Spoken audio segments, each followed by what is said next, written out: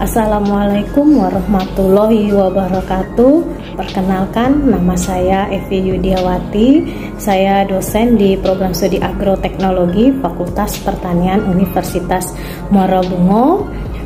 Saya mengikuti sertifikasi dosen gelombang 4 tahun 2021 ini akan mencoba mendeskripsikan salah satu mata kuliah yang saya ampu, yaitu mata kuliah ilmu gulma. Ya, dia 3 SKS yang diajarkan pada mahasiswa semester 5. Kemudian ada di sini namanya capaian pembelajaran. Capaian pembelajaran yang ingin dicapai bagi prodi, pertama menunjukkan sikap bertanggung jawab atas pekerjaan di bidang keahliannya secara mandiri.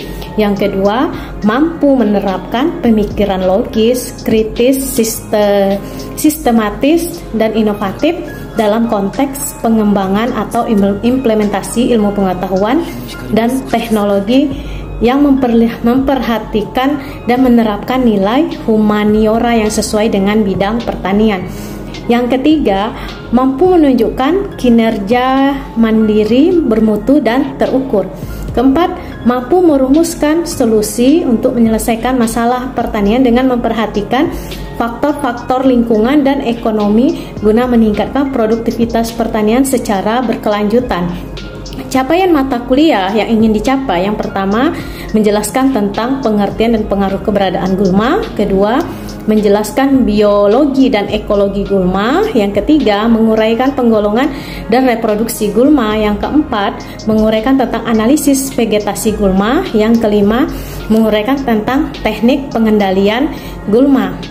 Adapun deskripsi singkat mata kuliah ini yaitu menjelaskan tentang tumbuhan pengganggu atau gulma, pengaruh kehadirannya di lahan pertanian atau pada sekitar tanaman pokok, klasifikasi gulma, kompetisi, alelopati, reproduksi, deskripsinya secara biologis, kasus-kasus gulma di berbagai bidang pertanian, dan teknik pengendaliannya. Oke, jadi pada mata kuliah ini, pada sesi pertama, capaian pembelajaran yang ingin dicapai, mahasiswa dapat menjelaskan pengertian gulma, definisi gulma, dan batasan gulma, di mana sub pokok bahasannya terdiri dari terminologi gulma, pengertian atau konsep, dan batasan ilmu gulma itu sendiri. Pada pertemuan kedua, capaian yang ingin dicapai, mahasiswa dapat menjelaskan klasifikasi dan karakteristik gulma. Pokok bahasan di sini, sub pokoknya itu klasifikasi gulma berdasarkan cara perkembangbiakannya, morfologi, siklus hidup, dan habitat. Kemudian pembagian gulma rumput, teki, gulma daun lebar, gulma semusim, 2 musim, dan tahunan. Pada pertemuan ketiga, capaiannya mahasiswa bisa menjelaskan cara mengidentifikasi gulma. Jadi subpokok bahasannya di sini tentang dasar-dasar taksonomi gulma, deskripsi dan identifikasi gulma. Pada pertemuan keempat, mahasiswa dapat menjelaskan cara perkembangbiakan gulma. Di sini akan membahas perkembangbiakan gulma secara vegetatif dan secara generatif. Pada pertemuan kelima, capaiannya mahasiswa dapat menjelaskan kompetisi gulma dengan tanaman pokok dan sejauh mana dampak kompetisi gulma dengan tanaman pokok, yaitu tanaman budidaya. Di sini akan membahas tentang pengertian kompetisi dalam hal memerlukan air, cahaya, unsur hara, dan ruang. Pada pertemuan keenam, capaiannya mahasiswa dapat menjelaskan ekologi gulma dan cara penyebarannya. Jadi di sini akan membahas pokok bahasan tentang ekologi gulma dan cara-cara penyebarannya. Kemudian pada pertemuan ketujuh, mahasiswa dapat menjelaskan apa itu alelopati dan pengaruhnya terhadap tanaman budidaya. Sub pokok bahasannya yaitu kapan terjadinya peristiwa alelopati, tempat asal substansi alelopati, jenis-jenis gulma yang mengandung alelopati. Pada pertemuan ke-8, ujian tengah semester, pada pertemuan ke-9, capaiannya mahasiswa dapat menjelaskan kapan masa kritis tanaman bila berkompetisi dengan gulma, Jadi di sini akan membahas pengaruh waktu lamanya bersaing, kapan terjadinya persaingan pada gulma, faktor-faktor mempengaruhi periode kritis. Pada pertemuan ke-10, mahasiswa diharapkan dapat menjelaskan dasar teori yang dipakai pada penelitian. Jadi di sini membahas tentang tujuan analisis vegetasi, pelaksanaan analisis vegetasi itu bagaimana, dan metode-metode pengamatan dilaksanakan pada analisis vegetasi. Pada pertemuan ke-11, mahasiswa dapat memahami dan menjelaskan ekologi gulma dan pengaruh iklim terhadap gulma. Jadi di sini membahas tentang sifat-sifat khusus gulma, perubahan populasi gulma, pengaruh tanah, air, dan iklim terhadap gulma dan tanaman pokok. Pada pertemuan ke-12, mahasiswa diharapkan dapat menjelaskan gulma yang terdapat pada tanaman pangan, di mana subpokok bahasannya jenis gulma yang hidup pada tanaman pangan, ciri-ciri morfologinya dan ciri-ciri morfologinya. Pada pertemuan ke-13, mahasiswa dapat menjelaskan gulma yang terdapat pada tanaman perkebunan. Di sini akan membahas tentang jenis-jenis gulma pada tanaman karet, sawit, kakao, dan tanaman perkebunan lainnya serta ciri-ciri morfologinya. Pada pertemuan ke-14, capaiannya diharapkan mahasiswa dapat menjelaskan gulma yang terdapat pada tanaman palawija dan sayuran. Di sini subpokok bahasanya tentang gulma yang hidup pada tanaman palawija dan sayuran serta ciri-ciri morfologinya. Pada pertemuan ke-15, di sini mahasiswa diharapkan dapat menjelaskan teknik pengendalian gulma. Jadi dimulai subpokok bahasanya dari bagaimana pengendalian secara preventif, kultur teknis, mekanis, secara hayati, secara kimiawi, dan keuntungan dan kelemahan dari herbisida. Baru masuk ke penggolongan herbisida. Pada pertemuan ke-16 dilaksanakan evaluasi akhir, yaitu ujian akhir semester. Demikianlah deskripsi RPS mata kuliah ilmu gulma yang saya ampu. Terima kasih. Assalamualaikum warahmatullahi wabarakatuh. Assalamualaikum warahmatullahi wabarakatuh. Selamat pagi semuanya. Oke, pada hari ini kita masuk pertemuan ke-5 ya, yaitu tentang kompetisi. Oke, tadi kita sudah membahas tentang kompetisi dalam hal apa saja tadi? Persaingan, memperebutkan air, daya hara, cahaya, dan ruang. Oke, selanjutnya kita akan membahas tentang faktor-faktor lingkungan yang berpengaruh terhadap pertumbuhan gulma. Itu yang pertama sangat penting, itu faktor klimatik. Ya, klimatik artinya hubungannya dengan apa? Iklim setempat ya. Karena ini apa? Ini akan menciptakan iklim mikro sekitar pertumbuhan tanaman. Ya, jadi faktor klimatik ini akan menentukan pertumbuhan gulma, tanaman budidaya, kemudian reproduksinya, distribusi gulma, kemudian akan menentukan juga berapa intensitas cahaya yang diserap oleh tanaman, temperatur, air, dan angin. Jadi ini yang termasuk adalah faktor klimatik ya. Misalnya pada gulma Imperata cylindrica atau ilalang ya.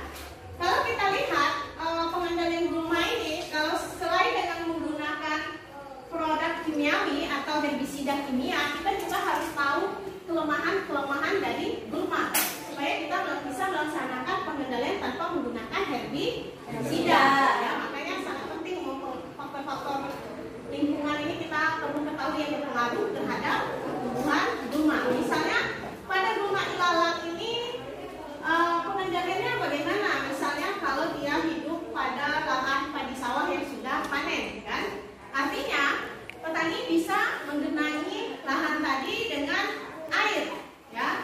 Kenapa? Gulma ini juga akan mati di lalang ini ya, karena dia kalau air terlalu banyak tentu di umbinya akan busuk simpangnya kan. Jadi itu juga akan menekan pertumbuhan gulma ilalang ini. Kemudian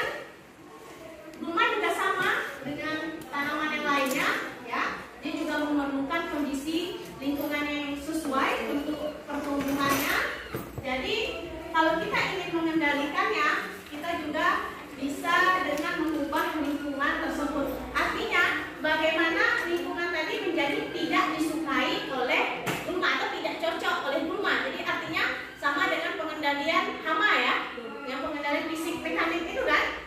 Artinya teknik pengendalian kita lakukan bagaimana supaya lingkungan tadi menjadi kurang cocok atau tidak cocok untuk pertumbuhan gulma. Tentu gulma akan kalah bersaing kan.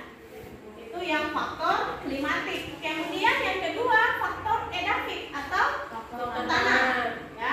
Jadi tanah ini kaitannya dengan ketersediaan apa tadi, unsur hara ya. Jadi faktor tanah ini juga menentukan distribusi gulma ya, atau penyebaran gulma, karena pada tanah ini juga adanya apa, berpengaruh kelembaban tanah ya, pH tanah, kemudian unsur hara yang dibutuhkan oleh tanaman ya. Umumnya kalau gulma ini mempunyai kemampuan bersaing yang cukup tinggi ya pada semua tipe tanah, karena sesuai dengan sifat khusus gulma tadi. Apa sifat khusus gulma? Bisa berdermasi, kemudian apa lagi? Mempunyai senyawa alelopati, kemudian apa lagi? Dia rakus akan unsur hara ya, dan banyak lagi sifat-sifat khusus gulma ya. Oke, yang ketiga yang berpengaruh itu faktor biotik ya.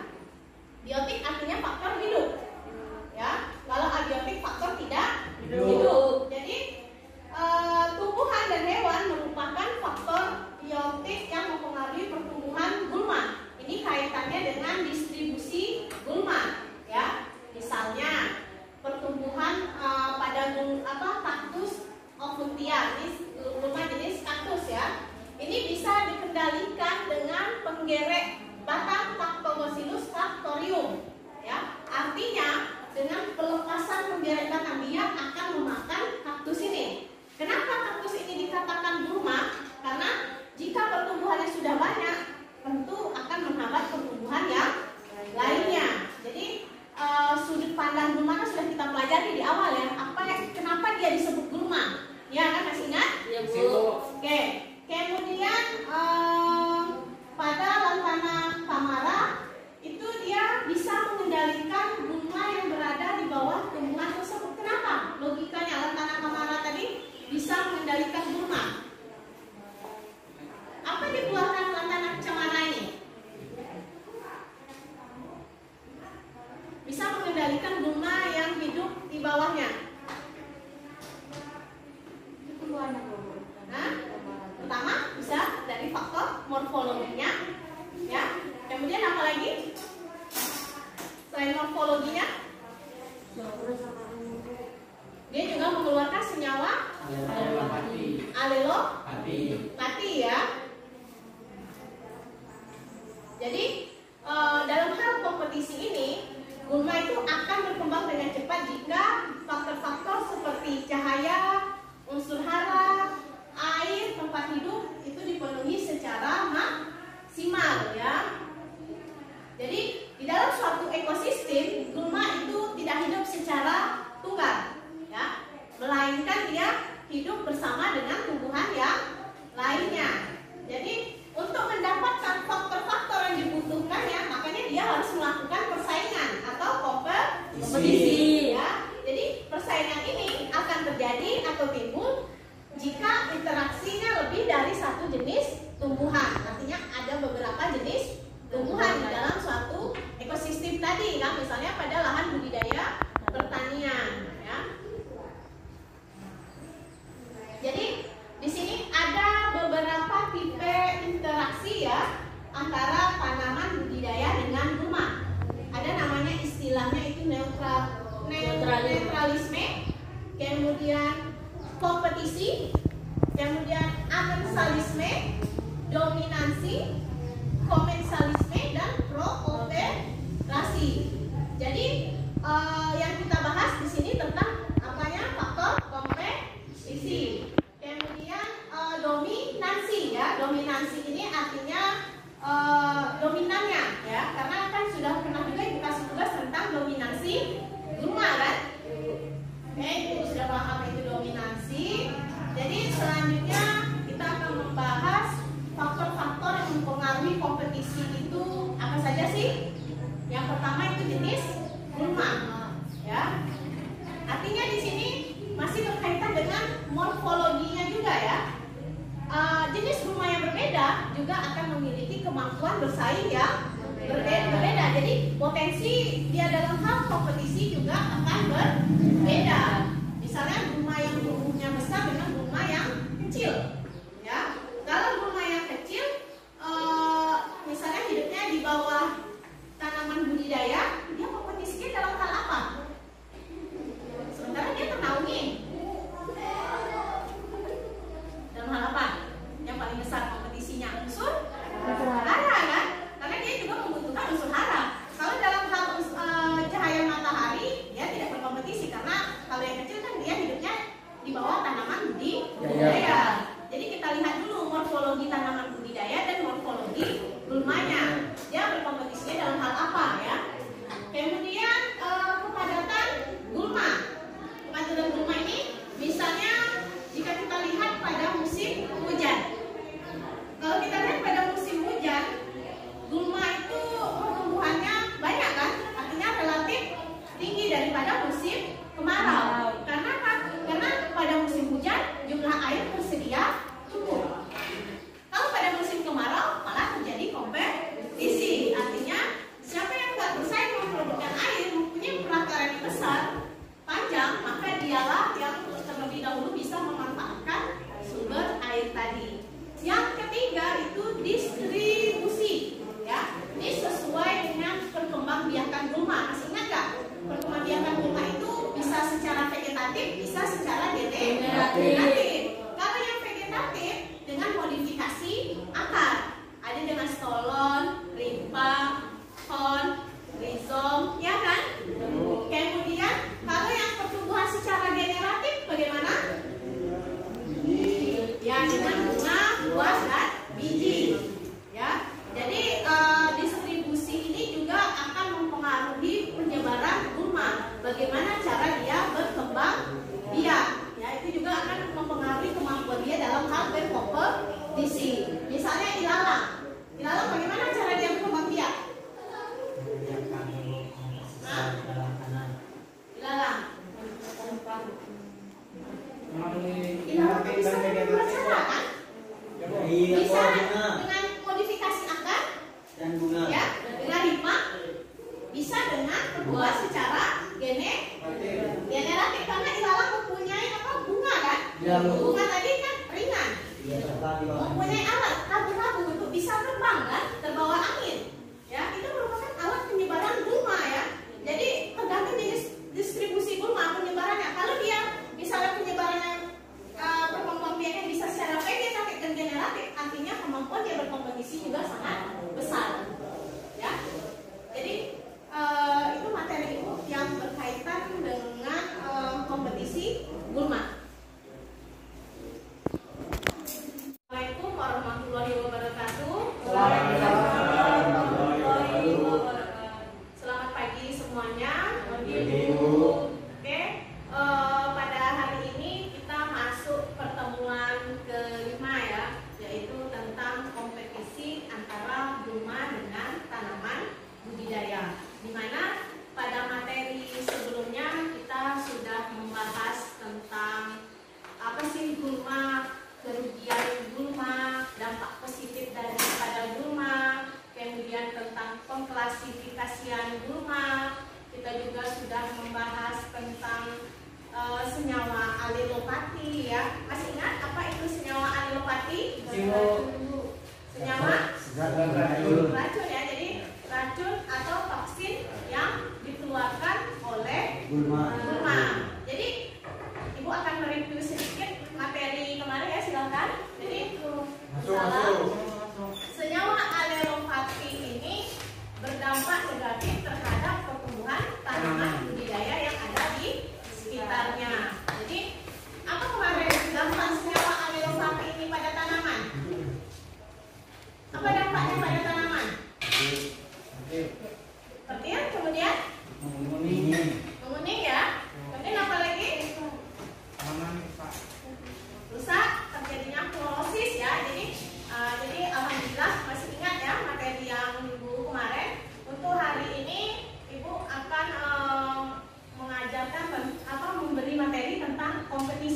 gulma dengan tanaman budidaya. Jadi di sini kita akan membahas apa itu kompetisi, ya.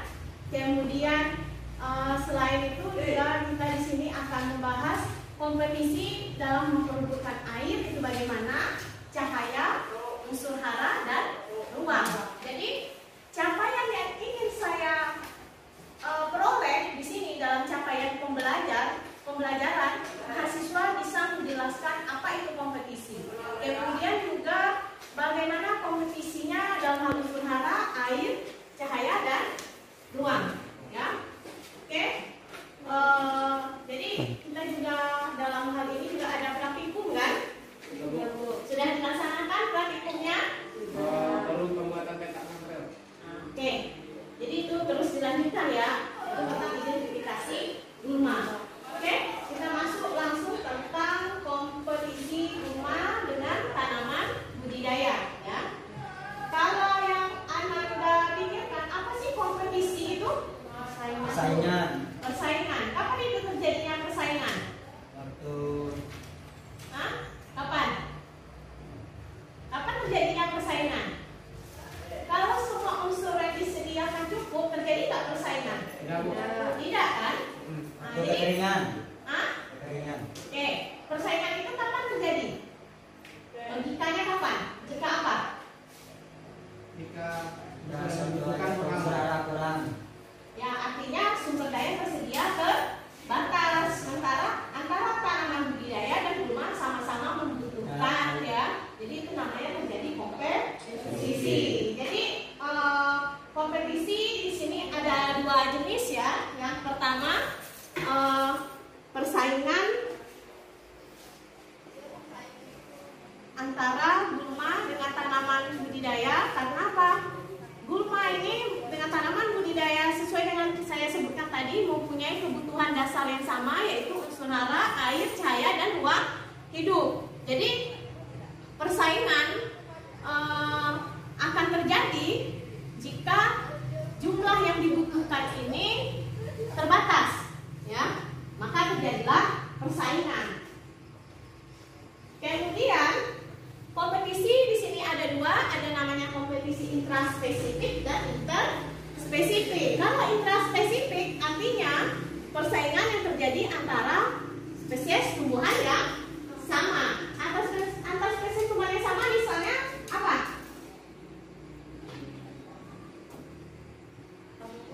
Antar spesies tumbuhan yang sama, misal tanaman apa? Misalnya tanaman budidaya dengan sesama tanaman budidaya. Kan bisa juga terjadi kompetisi, kan? Makanya harus diatur jarak tanamnya. Kemudian kompetisi yang kedua, kompetisi interspesifik. Artinya persaingan antar tanaman yang berbeda jenis. Misalnya antara gulma dengan tanaman budidaya. Oke. Kita lihat lagi. Kemampuan tanaman bersaing dengan gulma ditentukan oleh beberapa hal. Pertama dari spesies gulma, ya. Masih ingat nggak pengklasifikasian gulma?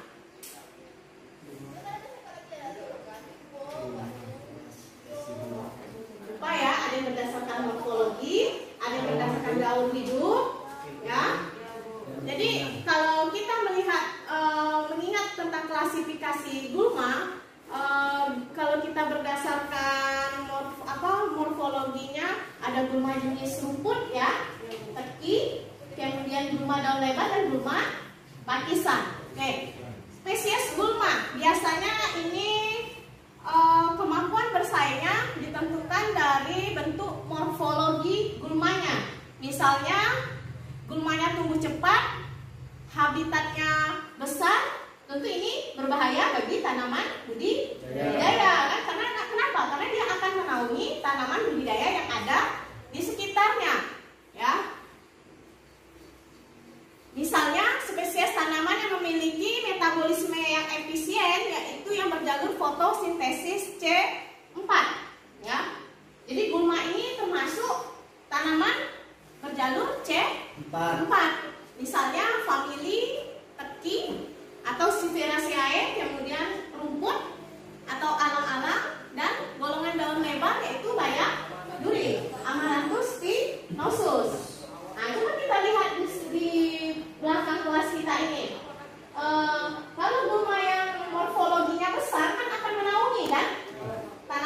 di sekitarnya ya.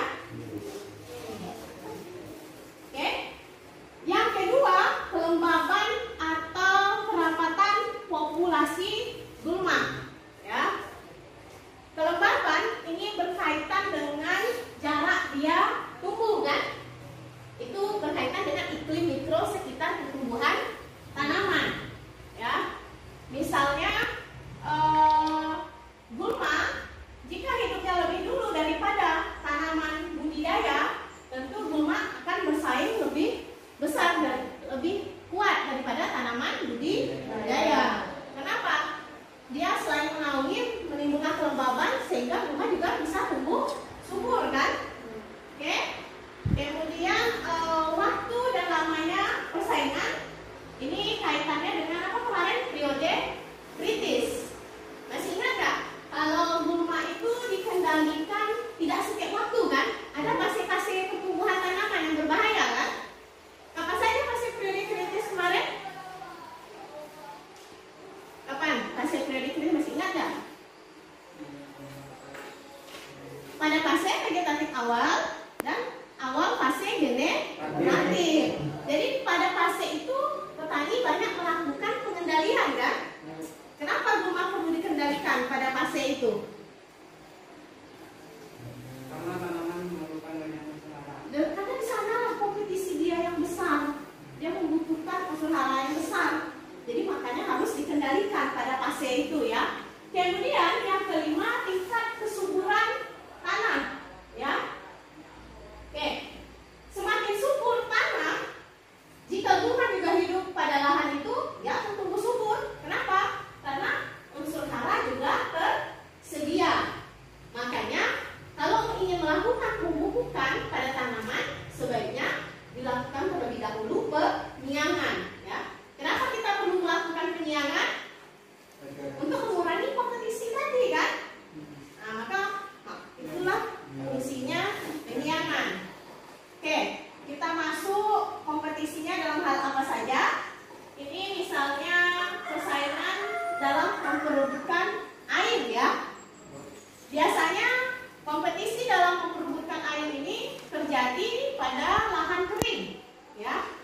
Pada lahan kering dan tegalan. Ini biasanya banyak terjadi pada musim kemarau kan? Pernah lihat nggak? Kalau tanaman budidaya pada musim kemarau itu bagaimana pertumbuhannya? Hah? Terhambat, layu, ya kan? Kemudian kalau gulma bagaimana? Pertumbuhan gulmanya bagaimana? Terhambat juga. Hah?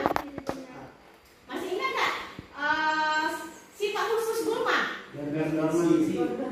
Ya itulah. Jadi pada kondisi iklim yang kurang menguntungkan, gulma bisa berdormansi, berbeda dengan tanaman budidaya.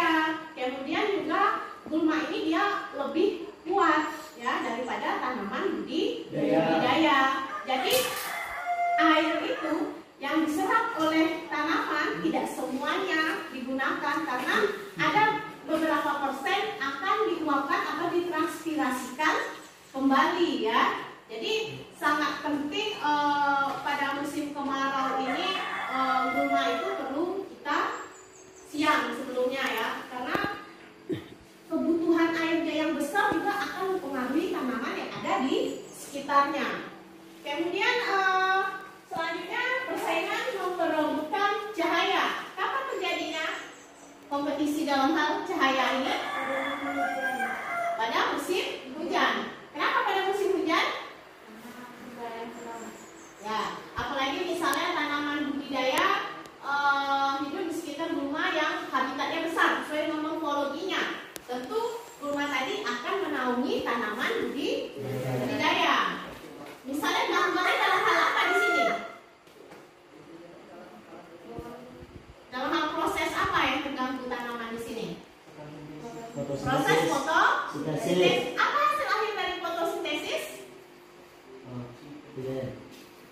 Menghasilkan apa? Glukosa. Ya. Jadi glukosa ini atau fatty ini dimanfaatkan oleh tanaman untuk pertumbuhannya, iya kan?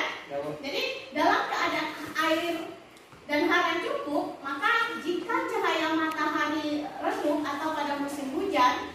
Jika gulma tidak dikendalikan, maka itu akan terjadi kompetisi, ya. Apalagi morfologi gulma yang tajuknya rimbun, sedangkan tumbuhan yang budidaya yang kecil dan pendek tentu akan ternaungi.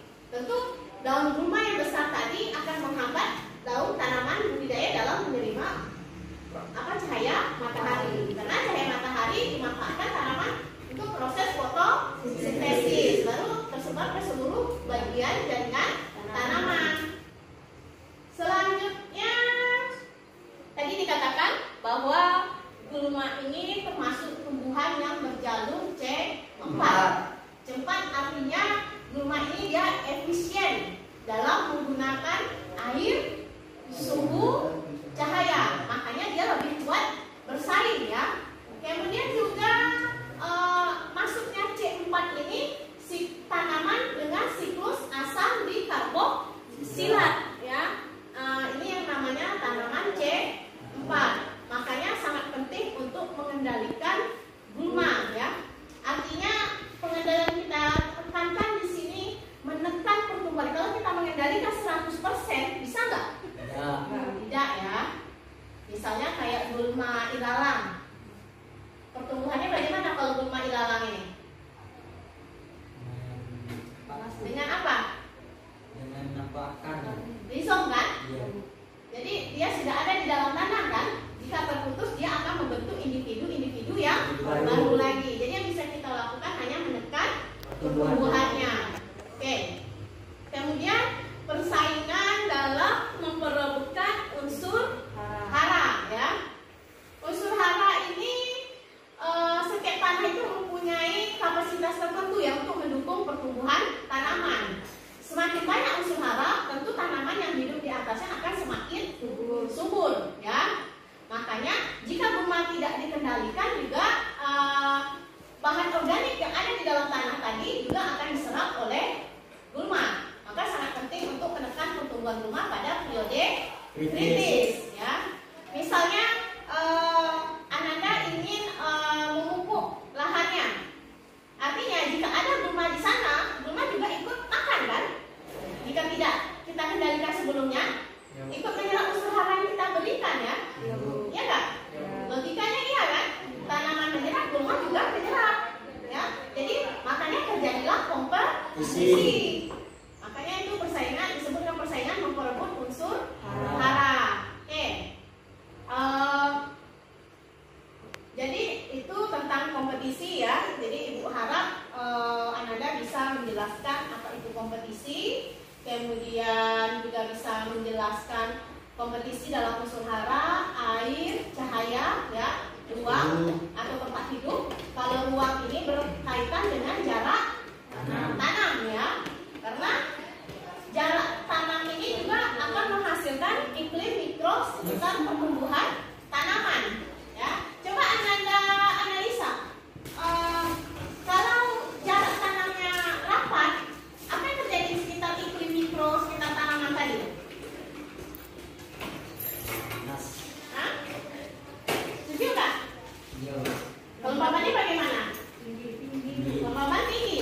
Itu yang dibutuhkan oleh tanaman. Maka gulma juga akan hidup subur, ya, pada fase itu. Oke, itu materi Ibu tentang kompetisi, ya. Oke. Sekarang kita diskusi selanjutnya, ya. Ada yang ingin bertanya? Silakan. Oke, Fran. Bagaimana kompetisi tanaman dan gulma dalam hal cahaya? Cahaya. Oke, tadi kan sudah Ibu jelaskan juga, ya. Kompetisi dalam hal cahaya ini kapan terjadi? Kebanyakan terjadinya kapan? Jadi kompetisi dalam hal cahaya ini kebanyakan terjadi pada musim hujan. Kenapa pada musim hujan? Karena cahaya matahari redup, kan? Sehingga kalau tanaman budidaya di sekitarnya ada tumbuh gulma, apalagi habitatnya besar, tentu akan menghambat proses penampakan cahaya oleh daun tanaman untuk proses fotosintesis. Tadi kan sudah Anda sebutkan bahwa proses fotosintesis tadi menghasilkan apa? Gula, kan? Glukosa. Jadi ini yang dimanfaatkan oleh tanaman untuk pertumbuhannya. Glukosa ini termasuk faktor primer atau substansi primer atau substansi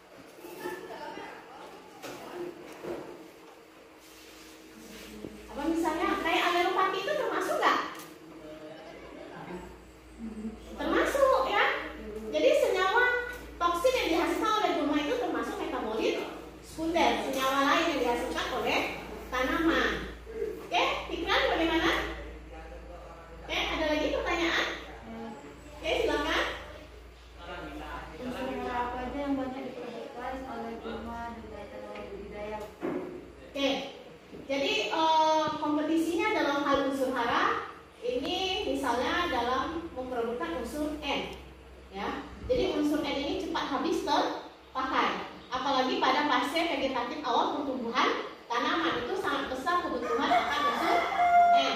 Ya. Jadi kalau tanaman kekurangan unsur N, apa yang terjadi? Warna kuning kan? Karena unsur N ini makanya cepat habis terpakai, karena tanaman budidaya juga membutuhkan unsur N dalam jumlah besar, gulma juga membutuhkan unsur N dalam jumlah besar. Artinya kalau sudah tanaman berwarna kuning, artinya suplai unsur N ini kan tidak lancar kan di dalam jaringan tanamannya. Oke, gimana? Masih ada?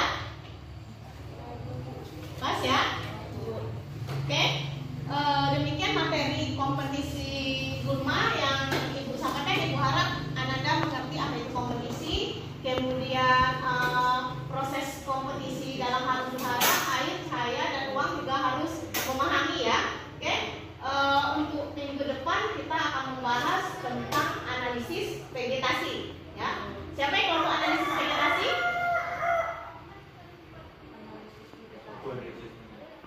Siapa kemarin analisis? Siapa? Apa Bu analisis vegetatif? Siapa? Kelompok 7. Oke. Rombongan 8 sama ini. Oke. Besok yang membahas materi tentang analisis vegetasi harus siap tampil ya. Setelah itu kita akan berdiskusi bersama-sama. Merasa demikian untuk yang kita hari ini. Assalamualaikum warahmatullahi wabarakatuh. Waalaikumsalam warahmatullahi wabarakatuh.